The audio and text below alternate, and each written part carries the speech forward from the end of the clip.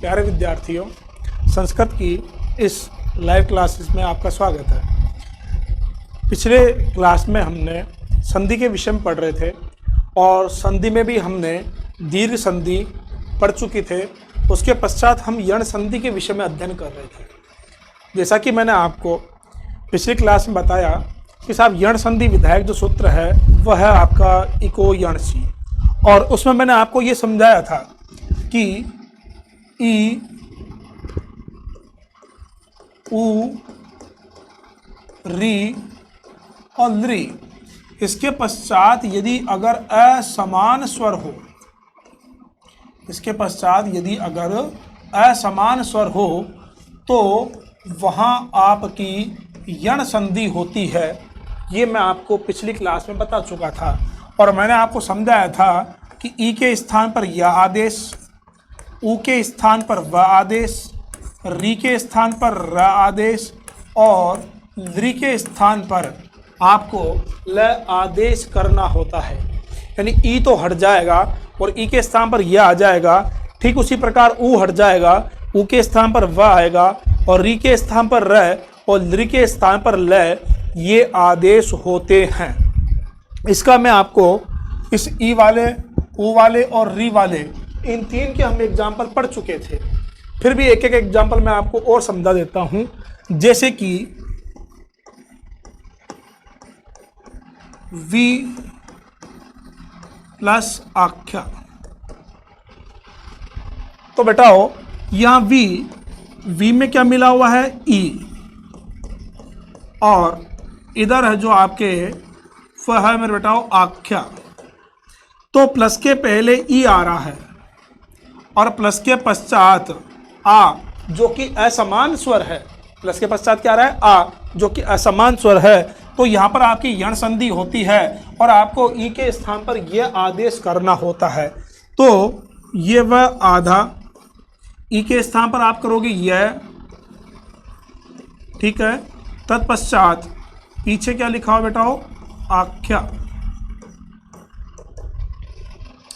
अब आप जोड़ दो, वर्ण संयोजन कर दो, तो वह आपका हलंत है और इस वह के पश्चात कोई भी स्वर नहीं है, इसलिए वह आपका आधा ही रह जाएगा।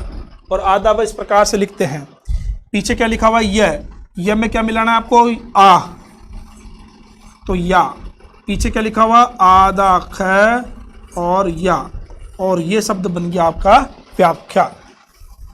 क्या निर्माण हो गया आपका, व्याख्या। इस प्रकार आपका व्याख्या शब्द निष्पन्न होता है। जैसे कि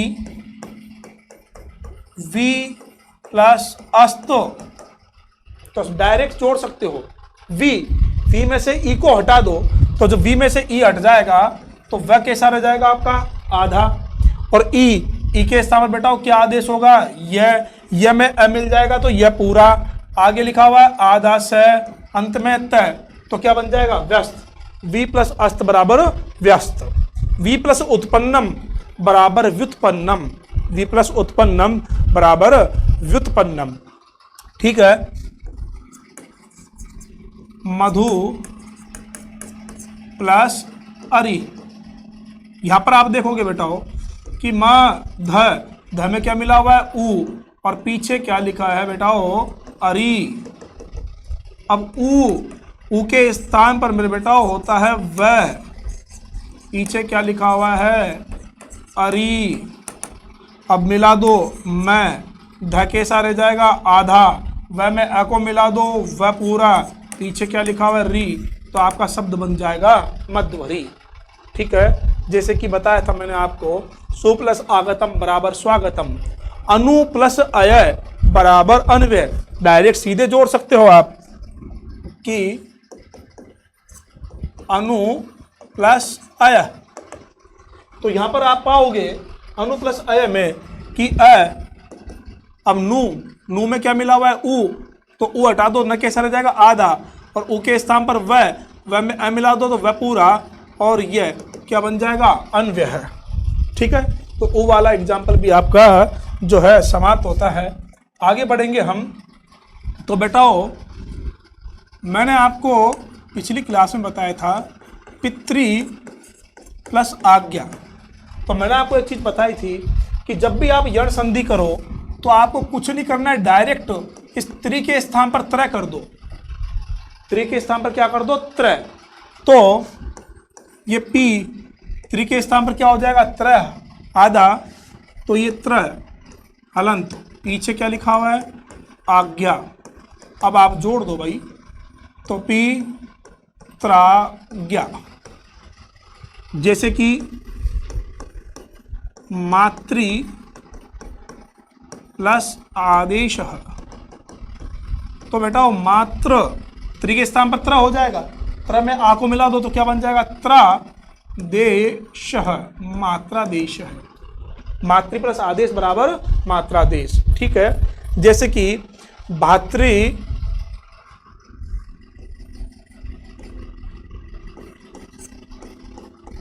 प्लस अनुमति, तो बता रहा हूं कुछ नहीं करना, त्रि को हटाना है, त्रि के स्थान पर सीधे आपको त्र कर देना है। तो भा त्र में मिल गया तो त्र पूरा, नुमति, भात्रनुमति। जैसे कि धात्री प्लस अंशः, तो बेटाओ धा त्रि के स्थान पर त्रय, अंशः क्या बन गया? धात्रंश, ठीक है भाई। अब हमारा जो नेक्स्ट जो है, ये मैं यहाँ तक हम उस दिन अध्ययन कर चुके थे, मैंने आपको एक बार रिवाइज किया है। इसके आगे हम बात करेंगे। तो अब बचता आपका लृ वाला। तो जब भी आप यण संधि करो तो सीधे लृ के स्थान पर क्या कर दो मेरे बेटाओ? लय। लृ के स्थान पर क्या कर दो? लय। जैसे कि लृ प्लस आकृति, तो मैंने कहा कि लृ आ रहा है तो लृ को हटा दो और सीधे लृ के स्थान पर ल आदेश कर दो। तो आप लृ के स्थान पर क्या कर दो? लय। अब लय पीछे क्या मिला हुआ, क्या लिखा हुआ है? आ, तो ल में आ को मिला दो तो ला कृति। इसको और समझ सकते हो कि आपको लृ के स्थान पर क्या कर देना है? लय। तो आपने कर दिया आधा लय। क्या कर दिया आपने? आधा लय। पीछे क्या लिखा हुआ बेटाओ? आकृति ही। अब जोड़ दो, ल में आ को जोड़ो तो क्या बन जाएगा? ला कृति। तो आपका शब्द जो है वो लाकृति शब्द निष्पन्न होता है। जैसे कि लृ प्लस आचारः, तो क्या करना है आपको? लृ के स्थान पर ल, पीछे क्या लिखा हुआ है? आचार। तो बेटा ल में आ को मिला दो, क्या बन जाएगा? ला चार। क्या बन जाएगा? लाचार। जैसे कि लृ प्लस आदेशः, तो डायरेक्ट जोड़ दो, लृ के स्थान पर ल में आ मिलाया तो ला, फिर देशः क्या बन गया? लादेश। जैसे कि लृ प्लस अनुबंधः, तो क्या बन जाएगा? लनुबंध। क्या बन जाएगा? लनुबंध। तो भैया हो, ठीक है। जैसे कि ये आपको एग्जाम्पल मैंने आपको बताया कि साहब लृ यदि अगर आता है तो आपको कुछ नहीं करना, लृ के स्थान पर सीधे क्या कर देना है? लय। जैसे लृ प्लस आकृति बराबर लाकृति, लृ प्लस आचार बराबर लाचार, लृ प्लस आदेश बराबर लादेश, और लृ प्लस अनुबंध बराबर लनुबंध। इस प्रकार से आपकी जो है वो यण संधि समाप्त होती है। बेटाओ एक विशेष बात, हर संधि की कोई ना कोई पहचान होती है। जैसे कि हमने दीर्घ संधि में पढ़ा था कि दीर्घ संधि की क्या पहचान होती है कि यदि अगर आपको शब्द के मध्य में आ, बड़ी ई, बड़ा ऊ, बड़ी री दिखाई दे तो इसका मतलब वहां पर आपकी दीर्घ संधि होती है। ठीक उसी प्रकार अब यण संधि की क्या पहचान है? तो यण संधि की यह पहचान है, यदि अगर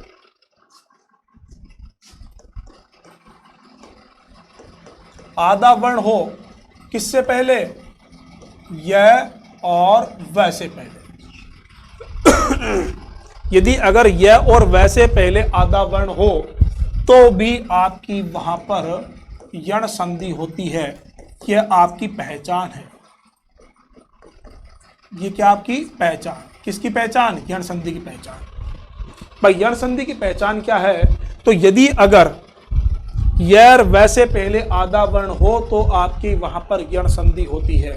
दूसरी पहचान क्या है यण संधि की? तो दूसरी पहचान बेटा ये है, यदि अगर आपको शब्द के मध्य में त्र दिखाई दे, त्र कहां दिखाई दे? मध्य में। यदि शब्द के मध्य में आपको त्र दिखाई दे तो भी वहां पर आपकी 100% यण संधि होती है। तीसरी पहचान क्या है आपकी? तो तीसरी पहचान है ल आपको यदि अगर आरंभ में दिखाई दे, ल कहां दिखाई दे आपको? प्रारंभ में यानी दिखाई दे तो वहां पर यण संधि होती है। यह यण संधि की 3 पहचान है। पुनः समझना, केवल बस देखने मात्र से आप संधि बता सकते हो, इतनी सरल संधि होती है। संस्कृत वैसे देखा जाए तो संस्कृत बहुत ही सरल सब्जेक्ट होती है। बस एक पढ़ना और पढ़ाने दोनों का तरीका होना चाहिए। तो संधि की बात कर रहे पर्टिकुलर, तो संधि यण संधि की पहचान तो बस इतनी सी पहचान है कि यदि अगर यह और वैसे पहले यदि अगर आपको आधा यानी हलंत वर्ण आधा वर्ण दिखाई दे तो यण संधि होगी। यदि अगर त्र आपको मध्य में दिखाई दे तो यण संधि होगी, और यदि अगर ल आपको प्रारंभ में दिखाई दे तो भी आपकी वहां पर यण संधि होती है। ये आपकी छोटी सी संधि की यण संधि की पहचान है। भाई कैसे? तो आप देख सकते हो, एग्जाम्पल आपके सामने है लिखा हुआ लाकृति, यहाँ पर ल कहाँ पे आ रहा है? प्रारंभ में। लिखा हुआ है लाचार, ल कहाँ आ रहा है? प्रारंभ में। लिखा हुआ है लादेश, ल कहाँ आ रहा है? प्रारंभ में। लिखा हुआ है लनुबंधो, ल कहाँ आ रहा है? प्रारंभ में। तो जहां पर भी आपको ल प्रारंभ में दिखाई दे इसका मतलब संधि कौन सी? यण संधि। ठीक है। और त्र मध्य में, तो देखो भाई पित्राज्ञा, पित्राज्ञा में त्र है, त्र कहां पे आ रहा है? मध्य यानी बीच में आ रहा है त्र, इसका मतलब यहां पर यण संधि है। जैसे कि मात्रा देश, तो मात्रा देश में भी त्र आपका कहां आ रहा है? मध्य में आ रहा है, इसका मतलब यहां पर भी आपकी यण संधि है। जैसे कि भात्रानुमति, यहां पर भी त्र कहां आ रहा है बेटा? त्र आपका मध्य में आ रहा है, इसका मतलब यहां पर भी यण संधि है। और जैसे कि धात्रंश, तो धात्रंश में भी त्र कहां पे आ रहा है? मध्य में आ रहा है, इसका मतलब यहां पर आपकी यण संधि है। तो ल प्रारंभ में हो, त्र कहां पर हो? मध्य में, तो संधि कौन सी होगी आपकी? यण संधि। ठीक है।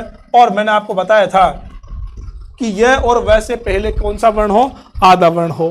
तो देखो बेटाओ, आपने पढ़ा व्याख्या, क्या पढ़ा आपने? व्याख्या। तो जैसे कि आपने पढ़ा व्याख्या, तो व्याख्या में इस य से पहले आपका आधा वर्ण आ रहा है। व्याख्या शब्द जो है उस व्याख्या में इस य से पहले क्या आ रहा है? आधा वर्ण। और हमारी यण संधि की पहचान थी कि यह और वैसे पहले यदि अगर आधा वर्ण हो, मैंने बताया था आपको कि आधा वर्ण होना चाहिए, हलंत वर्ण होना चाहिए। किससे पहले? इस य और वैसे पहले यदि हलंत वर्ण हो तो वहां पर आपकी संधि कौन सी होगी रे भाई? यण संधि होगी। इसलिए बेटाओ यहाँ य से पहले आपका आधा वर्ण आ रहा है, इसका मतलब आपकी यण संधि है। ठीक है। जैसे कि व्यस्त, जैसे कि व्यस्त, व्यस्त शब्द में भी य के पहले आपका आधा वर्ण आ रहा है, इसका मतलब 100% यहाँ पर भी आपकी यण संधि है। जैसे कि व्युत्पन्न, व्युत्पन्न में भी य के पहले कौन सा वर्ण आ रहा है? आधा वर्ण आ रहा है, इसका मतलब वहां पर भी आपकी संधि कौन सी है? वहां पर भी आपकी संधि यण संधि है। जैसे कि व्यायाम, वहां पर भी आपकी यण संधि है। मध्वरी, मध्वरी में आप देखोगे वैसे पहले ये आपका आधा वर्ण है। वैसे पहले क्या आ रहा है? आधा वर्ण। मध्वरी, तो वैसे पहले आधा वर्ण आ रहा है, इसका मतलब यहां पर यण संधि है। जैसे कि स्वागतम, तो स्वागतम शब्द लिखा आपने स्वागतम, तो मेरे बेटा वो स्वागतम में आप देखोगे इस वैसे पहले आधा वर्ण है। जैसे कि आपने पढ़ा था अन्व्यय, तो इस वैसे पहले भी आपका कौन सा वर्ण आ रहा है? आधा वर्ण आ रहा है। तो कहने का मेरा तात्पर्य सिर्फ इतना सा है कि यदि अगर यह और वैसे पहले आपका आधा वर्ण यानी हलंत वर्ण दिखाई दे तो आपको वहां पर निसंकोच यण संधि कर देना है, और त्र आपके मध्य में हो और लय प्रारंभ में हो तो आप निसंकोच वहां पर यण संधि कर सकते हो, और इस प्रकार से आपकी जो यण संधि है वो समाप्त होती है। हमने अब तक 2 संधियां पढ़ चुके हैं, नंबर 1 दीर्घ संधि और नंबर 2 यण संधि। बेटा साथ के साथ एक काम करते जाना, अपनी नोटबुक लेना और नोटबुक में इन संधियों को लिखते हुए चले जाना, और आपके घर पर जो भी अभ्यास पुस्तिका हो उस अभ्यास पुस्तिका के माध्यम से आप एग्जाम्पलों को हल करते हुए चले जाना। व्याकरण बार बार कह रहा हूँ, संस्कृत व्याकरण बहुत ही सरल, बहुत ही सुगम जो है टॉपिक है, और पढ़ने और पढ़ाने का तरीका होना चाहिए बस। तो हम नेक्स्ट संधि पढ़ते हैं, अयादि संधि।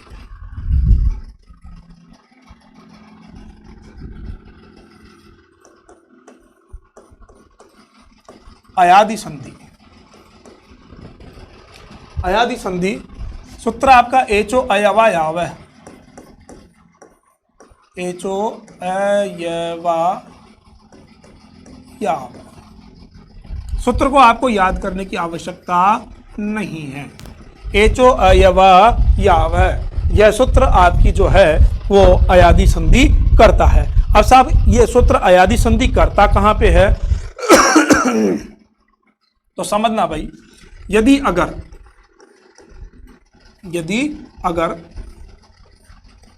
ए ओ आई और औ, ए ओ आई औ, इसके पश्चात यदि अगर कोई भी स्वर हो तो वहां पर आपको अयादि संधि कर देनी होती है। ए ओ आई औ, इन 4 वर्णों के पश्चात यदि अगर आपको कोई भी स्वर दिखाई दे तो आप वहां पर निसंकोच होकर के अयादि संधि कर सकते हो। कई जगह गलत पढ़ा दिया जाता है, वो बताते हैं ए ओ आई औ के पश्चात समान स्वर हो या असमान स्वर हो, ऐसा कुछ नहीं है। कोई सा भी स्वर हो, चाहे वो समान हो चाहे असमान हो, दोनों ही जगह अयादि संधि होती है। इसलिए शुद्ध इसका नियम यही है कि ए ओ आई औ के पश्चात यदि अगर कोई भी स्वर हो तो आप वहां पर निसंदेह अयादि संधि कर सकते हैं। कैसे? अच्छा साहब अयादि संधि कर देंगे, किंतु परिवर्तन क्या होगा? तो इसमें भी यण संधि की तरह ही परिवर्तन होगा, इसमें भी आपको आगे वाले वर्णों को ही हटा देना है, यानी यही वर्ण आपके परिवर्तित होंगे, पीछे वाले वर्ण में कोई परिवर्तन नहीं होगा। जैसे कि अयादि संधि में भी हमने जो प्लस के पहले वाले जो वर्ण हैं उनमें ही हमने परिवर्तन किया था, प्लस के पश्चात वाले वर्णों में हमने किसी प्रकार का कोई परिवर्तन नहीं किया था। ठीक उसी प्रकार अयादि संधि में भी हम बेटाओ प्लस के पहले वाले वर्णों में ही परिवर्तन करते हैं, प्लस के पश्चात वाले वर्णों में कोई परिवर्तन नहीं होता है। कैसे? अच्छा परिवर्तन क्या होता है तो समझना रहे भाई।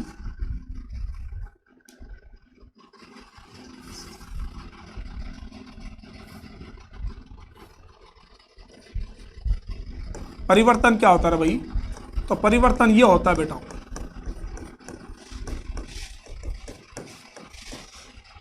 ए आपका ये ए हट जाएगा और इस ए के स्थान पर अय आदेश होता है। ओ हट जाएगा और ओ के स्थान पर अव आदेश होगा। आई के स्थान पर आय आदेश होगा और अव के स्थान पर मेरे बेटा हो आपको आव आदेश कर देना है और अयादि संधि समाप्त। उन्हें समझना रे भाई क्या कहती है संधि? ये संधि कहती है कि यदि अगर, क्या कहती है? ये कहती है यदि अगर प्लस के पहले ए ओ आई औ इन चारों में से कोई एक वर्ण हो तथा प्लस के पश्चात कोई भी स्वर हो, चाहे वो समान हो चाहे असमान हो, कोई भी स्वर हो तो आपको निसंदेह वहां पर अयादि संधि कर देनी होती है। और परिवर्तन क्या होगा? तो इस ए के स्थान पर तो अय, ओ के स्थान पर अव, आई के स्थान पर आय और औ के स्थान पर आपका बेटा हो आव आदेश होता है। यही आपकी अयादि संधि कहलाती है। कैसे? तो समझना रहा भाई। जैसे कि लिखा गया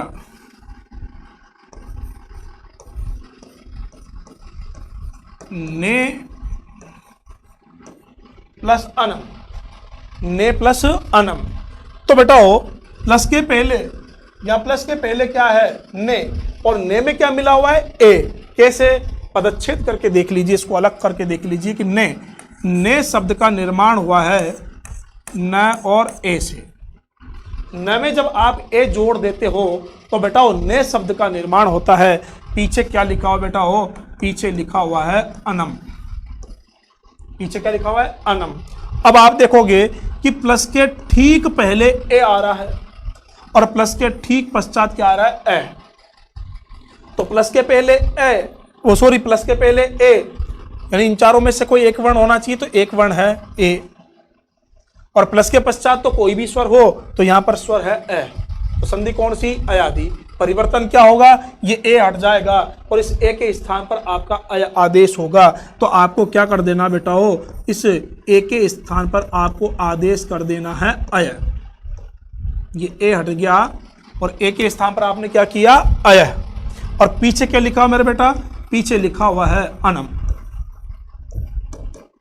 पीछे क्या लिखा हुआ है, अनम। जोड़ दो, वर्ण संयोजन कर दो। न में क्या मिला दो, ए, और ये हलंत न है, इस हलंत न में ए मिल जाएगा तो आपका ये न कैसा हो जाएगा, पूरा। ठीक उसी प्रकार ये में क्या मिला दो, ए, इस ये में ए को जोड़ने पर आपका ये भी पूरा हो जाएगा। अंत में क्या बचा हुआ है, नम, तो ये बन गया आपका नयनम। इस प्रकार से ने प्लस अनम, ने प्लस अनम बराबर क्या बन जाएगा, नयनम। ठीक है भाई, दूसरा एग्जांपल देखते हैं।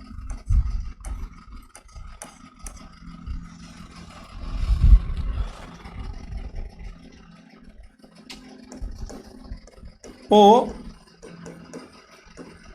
प्लस अनम, ओ प्लस अनम।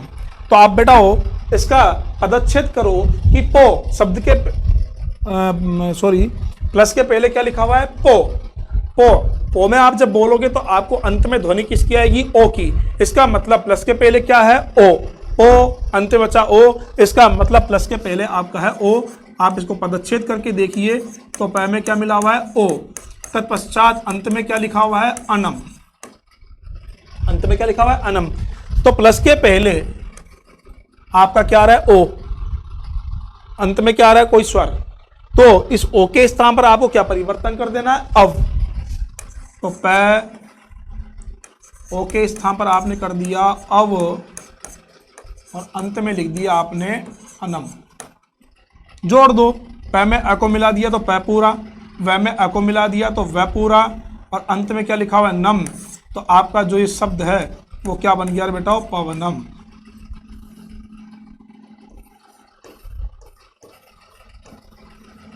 और इस प्रकार से आपका पवनम शब्द निष्पन्न होता है।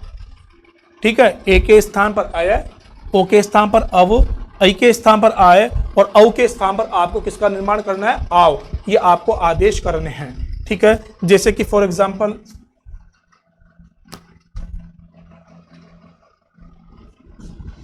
आपने लिखा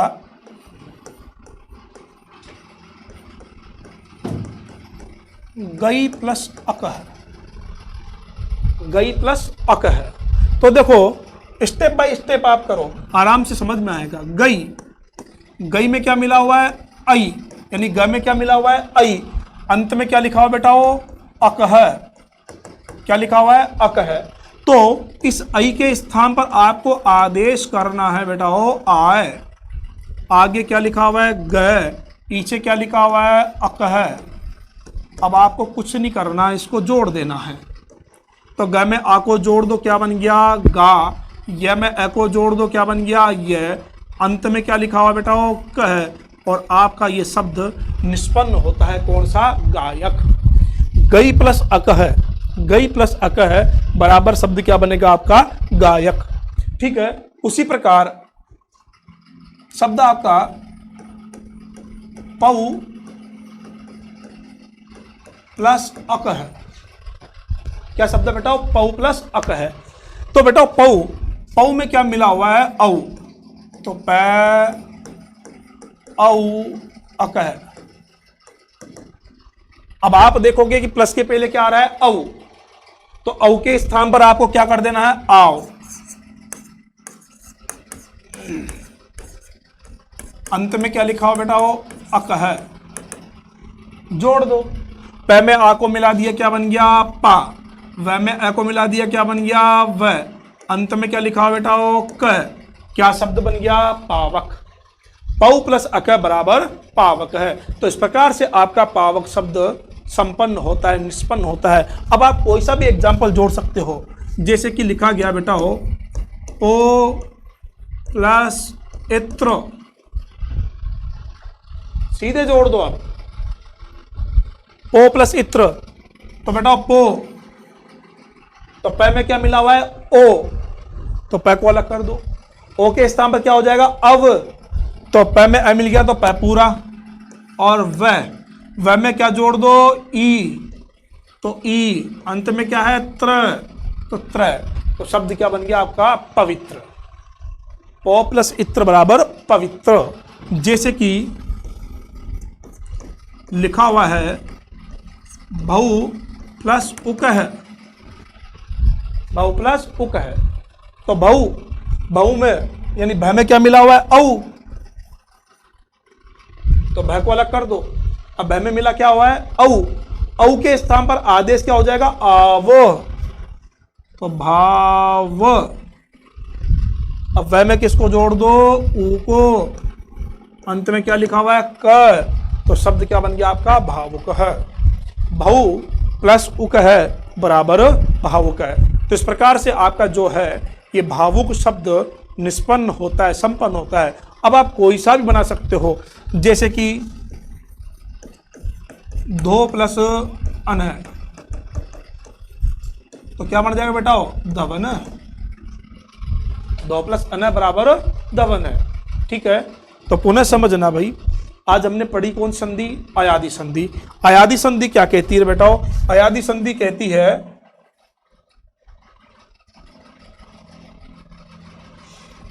अयादि संधि कहती है भाई कि यदि अगर ए आई ओ औ, यदि अगर ए आई ओ औ के पश्चात कोई भी स्वर हो तो वहां पर आपको अयादि संधि कर देनी होती है। यदि अगर ए आई ओ औ के पश्चात कोई भी स्वर हो तो आप वहां पर संधि कौन सी कर दो, अयादि संधि कर दो। और ए के स्थान पर आपको आदेश कर देना है कौन सा, अय। ए ओ आई औ के पश्चात कोई भी स्वर हो तो संधि कौन सी, अयादि। और बेटा परिवर्तन क्या करना है, परिवर्तन आपको ये प्लस के पहले वाले वर्णों को परिवर्तन करना है, बाद वाले वर्ण में कोई परिवर्तन नहीं होगा। तो ए के स्थान पर आपको परिवर्तन क्या कर देना है, अय। ओ के स्थान पर अव, ऐ के स्थान पर आय और औ के स्थान पर आओ। ये आपको आदेश करने होते हैं। जैसे कि ने प्लस अनम, तो आपने अलग किया न ए अनम। ए के स्थान पर आपने क्या किया, अय, जोड़ दिया, तो क्या बन गया, नयनम। जैसे कि पो प्लस अनम बराबर पवनम, पो प्लस अनम बराबर पवनम। आपका ये शब्द जो है वो संपन्न होता है। ठीक है भाई, अब बात आती है साहब इसकी पहचान की। तो साहब पहचान क्या है, तो बेटा पहचान ये है कि यदि अगर य और व, बात हम पहचान की करें तो इसकी पहचान है कि यदि अगर य और व से पहले पूर्ण वर्ण हो, यदि अगर य और व से पहले कौन सा वर्ण हो, पूर्ण वर्ण हो, तो आपकी संधि कौन सी होगी रे बेटाओ, अयादि। यदि अगर य और व से पहले पूर्ण वर्ण हो तो आपकी वहां पर अयादि संधि होती है। जैसे कि आप एग्जाम्पल देखो, गायक, तो यहां पर य, इस य से पहले गा पूर्ण वर्ण है या हलंत वर्ण है, तो आपका आंसर आएगा साहब पूर्ण वर्ण है। तो इस य से पहले यहां पर पूर्ण वर्ण है, इसका मतलब संधि कौन सी आपकी, अयादि। जैसे कि पवित्र, तो पवित्र में व आ रहा है तो व से पहले प, ये भी आपका पूर्ण वर्ण है। जैसे कि भावुक, भावुक में व आ रहा है तो व से पहले क्या, भा, ये भी आपका पूर्ण वर्ण है। जैसे कि आपने लिखा धवन, तो धवन में क्या आ रहा है, व, तो व से पहले भी आपका ध, ये क्या आपका पूर्ण वर्ण है। तो कहने का मेरा तात्पर्य सिर्फ इतना सा है कि यदि अगर यह और वैसे पहले पूर्ण वर्ण आता है तो आपकी संधि कौन सी होगी? अयादी। और यदि अगर यह और वैसे पहले पूर्ण वर्ण न हो करके हलंत वर्ण हो यानी आधा वर्ण हो तो फिर आपकी संधि कौन सी होगी? यण संधि, जो कि हमने पढ़ा था। यदि अगर यह और वैसे पहले हलंत वर्ण का प्रयोग किया जाता है, आधा वर्ण आता है, तो संधि कौन सी? यण। और यह और वैसे पहले यदि अगर पूर्ण वर्ण आता है तो आपकी संधि कौन सी होगी बेटाओ? अयादी संधि होगी। और इस प्रकार से आपकी अयादी संधि समाप्त होती है। तत्पश्चात इसके पश्चात जो अगली संधि होगी वो हम अगली क्लास में ले पाएंगे, और संधि का जो नाम होगा वो होगा आपका गुण संधि। तो आज की क्लास में आप अयादी संधि तक का ही अध्ययन कर पाओगे। नेक्स्ट क्लास में हम जो है वो गुण संधि के विषय में अध्ययन करेंगे। शुभ रात्रि।